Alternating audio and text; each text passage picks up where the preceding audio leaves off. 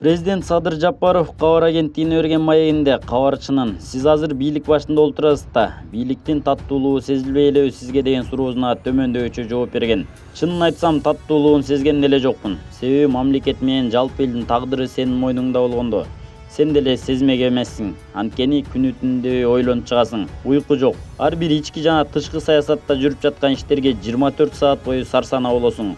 Эгер мурдагыдай жоопкерчилиги жок системада башчы болуп отурсам, анда балким бийликтин таттуулугу сезилмек. Себеби эч нерсеге жооп бербейсиң, жыргап жүрө бересиң. Жакшы иштер жасалса президент өзүнө ыйгарып, жаман иштер болсо өкмөт менен парламентке түртө салчу. Президент көшөгөнүн артында олтурчу. Ошентип көшөгө артында олтуруп алып, 30 жылда 35 өкмөт башчы алмаштырышпадыбы? Мамлекет алдыга жылбай бир ордунда токтоп тургандыгынын себеби да ушунда болду. Азыр президентти мыйзамдар менен жооп бересиң деп көшөгөнүн артынан элдин алдына чыгарып койдук. Учурдагы система таптакыр башка болду. Мейли, президент канча премьер-министр алмаштырбасын.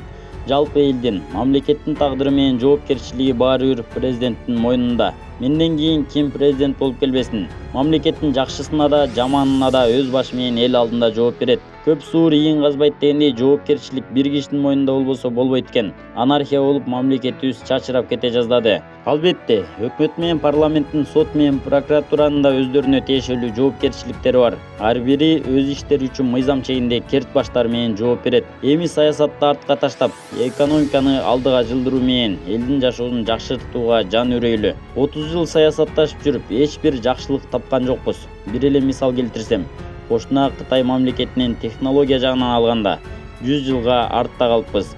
Эми ошону кыска убакытта 20-30 жылда кубалап жетели деген.